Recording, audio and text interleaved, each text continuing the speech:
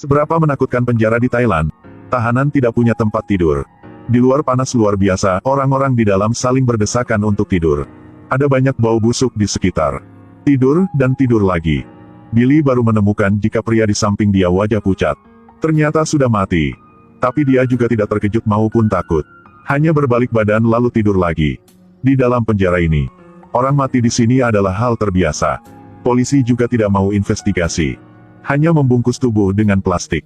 Billy tahu tempat ini sangat menakutkan, jangan membuat masalah di sini.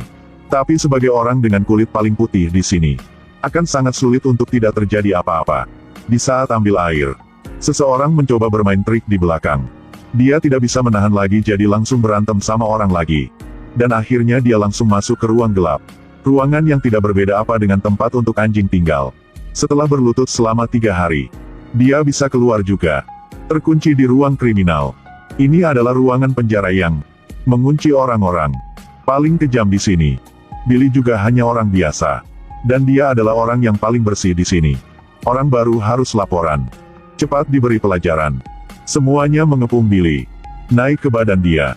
Memaksa dia melakukan push-up. Ini masih beruntung. Orang kurus ini baru menyedihkan. Hari kedua, menemukan dia bunuh diri dengan cara digantung. Polisi datang untuk menangani tubuh lagi. Mereka tanpa rasa. Seolah-olah seperti sedang merawat ayam. Penjahat berbahaya melihat Billy. Sepertinya sedang mengatakan bahwa orang berikutnya adalah kau. Dalam keadaan yang begitu keras, Billy hidup dalam ketakutan setiap hari. Hari itu dia datang ke ruang klinik. Ingin minta analgesik. Tapi pengawasnya bilang, obat di sini gratis untuk orang lain. Tetapi orang asing harus bayar. Menghadapi stigma ini, Billy tidak bisa menahan diri lagi. Dalam berapa detik, bertarung dengan 3 penjaga penjara. Apalagi menggigit leher satu sipir. Seperti hewan liar. Tapi tidak lama setelah itu, sipir lain berhasil pegang dia. Lalu mulai memukul dia, tidak mau berhenti. Setelah selesai memukul, langsung dibawa pergi. Lempar ke ruangan yang tidak orang. Tidak tahu butuh waktu berapa lama. Luka punya Billy baru sembuh. Dia memakai rantai berat di kakinya. Dibawa ke ruang kriminal. Karena kejadian itu, para kriminal lebih menghargai Billy. Mereka tidak mengganggu dia lagi. Tapi karena tidak terisolasi, jadi dia sudah ikuti penjahat yang lain. Setiap hari berbuat yang aneh. Sampai malam itu, 3 tahanan bersama membuat tubuh mereka menjadi tangga. Lalu naik ke atap.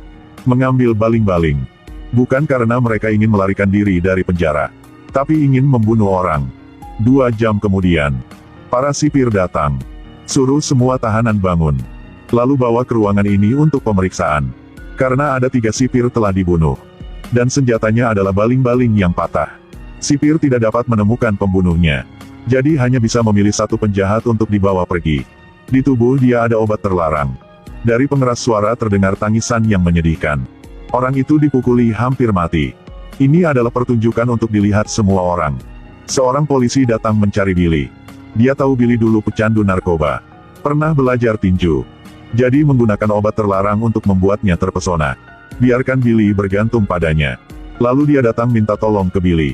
Bantu dia meninju sampai mati 2 tahanan yang paling dibenci olehnya. Billy langsung menjadi gila. Di mana hati nuranimu? Di mana? Tidak hanya itu saja. Polisi ingin membuat Billy menjadi alat pembunuh untuk dia. Billy akhirnya tidak bisa menahan diri karena obat. Jadi sudah mencari 2 orang itu. Lalu memukul sampai mati. Ketika dia bangun kembali, Billy merasa sangat menyesal. Dan memutuskan untuk tidak melakukan kejahatan seperti itu lagi. Sampai malam Billy ambil sepotong pisau. Masuk ke dalam selimut. Lalu memotong tangan dengan diri sendiri. Untungnya ada orang melihat. Berhasil selamatkan Billy. Setelah gagal bunuh diri, Billy memutuskan untuk tidak boleh mendekati narkoba lagi. Dia membawa rantai. Mulai berlatih cara tinju seperti sebelumnya. Karena dia melihat, di dalam penjara ada 1 tim seperti itu. Mungkin itu akan mengubah situasi saat ini. Keesokan harinya, Billy pergi ke ruang latihan tinju. Dan hasilnya belum bisa masuk ke dalam. Ditendang keluar oleh pelatih. Dia berlari ke toko itu lagi. Beli rokok. Lalu menggunakan rokok itu sebagai fee masuk ke pintu. Baru boleh masuk ke dalam. Pelatih tidak ada niat untuk ajarin Billy. Dia mencari seseorang dengan pengalaman. Untuk bertarung dengan Billy. Karena dia ingin Billy akan menyerah. Seperti yang diharapkan, baru masuk Billy dipaksa ke sudut halaman. Dipukuli tanpa henti. Wajah bengkak dan balik ke penjara. Semua penjahat mendengar dia latihan ninju. Lalu semua tertawa terbahak-bahak. Ini semua adalah orang-orang yang bejat. Mereka tidak akan mengerti mengapa Billy berusaha sangat keras seperti itu. Dia terus berlatih. Tidak ada yang ngajarin dia. Hanya pukulan terus-menerus ke arah karung pasir. Kekuatan dia menarik perhatian yang lain. Saat istirahat, semua mulai bahas tentang Billy. Sampai pelatih juga berubah karena profesionalitas itu. Mulailah mengajarinya dengan hati-hati. Lihat dulu baru bertindak. Jangan buang energi. Setelah berlatih tinju, harus belajar sesuatu yang lain. Yang ini lebih sulit lagi.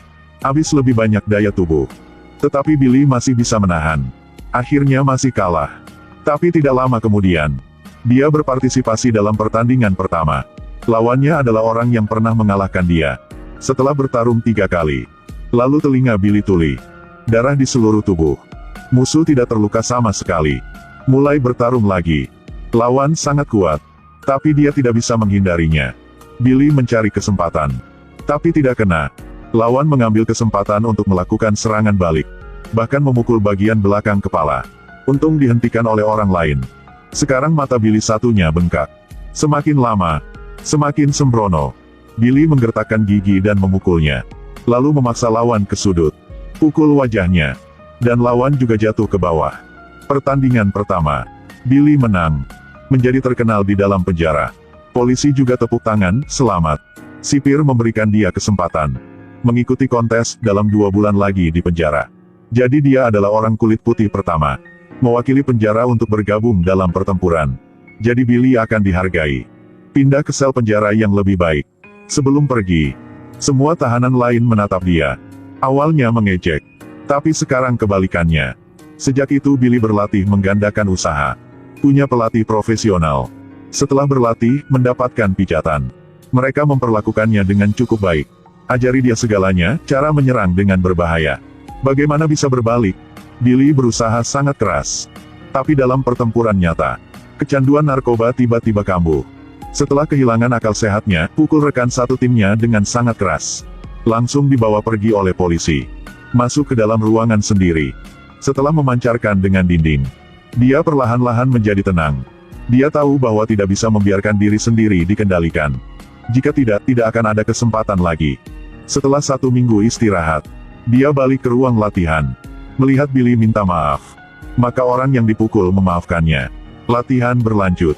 Tapi terus-menerus berlatih. Tiba-tiba Billy berlari ke toilet. Muntah segumpal darah. Dia jatuh ke lantai. Periksa tubuh baru mengetahuinya. Karena organ dalam rusak. Terutama pinggang kiri. Kompetisi tinju tidak dapat berpartisipasi. Tapi sangat sulit baru sampai sini. Bagaimana bisa menyerah? Tidak lama setelah itu, kontes dimulai. Billy dan rekan satu timnya masuk ke dalam mobil. Pergi ke penjara lain. Dan lawan kali ini adalah orang yang paling kuat dari penjara lain. Pertandingan baru dimulai. Lalu mulai bertarung beneran. Billy tidak mau dirobohkan. Tapi dipukul keras di pinggang. Terjadinya kembali luka pinggang. Membuat dia merasakan sakit yang tak tertahankan. Tapi Billy menahan rasa sakit dan berdiri. Musuh tahu bahwa Billy terluka. Berulang kali memukul pinggang kiri. Dia hanya bisa memeluk lawannya. Lalu perpanjang waktunya. Permainan akhirnya berakhir. Billy mendapat kesempatan untuk bernafas. Tapi serangan menyelinap lawan membuat lukanya semakin parah. Ini tindakan yang tidak adil. Pelatih menjadi lebih marah. Tapi di mana mendapatkan begitu banyak aturan saat bermain di penjara? Lawannya adalah bajingan. Tidak ada yang tahu apa yang harus dilakukan. Ronde kedua mulai. Billy sekali lagi dipaksa ke sudut. Lawan mengincar pinggang. Memukul 3 pukulan sangat keras. Membuat Billy kehilangan kesadaran. Billy marah membuang alat pelindungnya. Maka pertaruhkan nyawa sekali.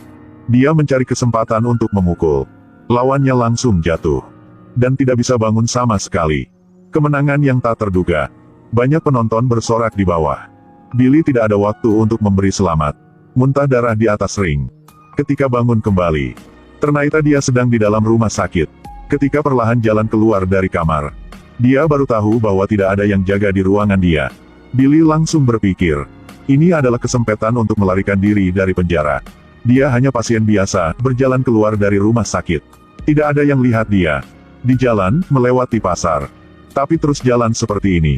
Akhirnya dia juga berhenti. Jika terus bersembunyi seperti ini, Di mana jalan masa depan? Pasti dia akan kembali ke jalan yang tidak benar lagi. Semuanya buang-buang waktu, tidak berguna. Hidup lebih berharga dari kebebasan. Dia memutuskan. Sendirian balik ke rumah sakit. Lalu diantar balik ke penjara. Tidak lama kemudian seseorang datang untuk memantau. Itu adalah ayah dia yang pernah tinggalkan dia. Pada momen ini, dia tahu dia membuat keputusan yang bijaksana. Ini adalah kisah nyata. Ayah yang muncul adalah ayah yang sebenarnya. Nama dia adalah Limor.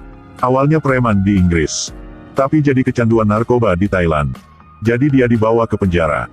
Apalagi, menggunakan kekerasan yang mengerikan. Kehidupan Billy awalnya seperti penjahat lainnya. Busuk di dalam penjara. Tapi dia mengambil kesempatan untuk hidup kembali.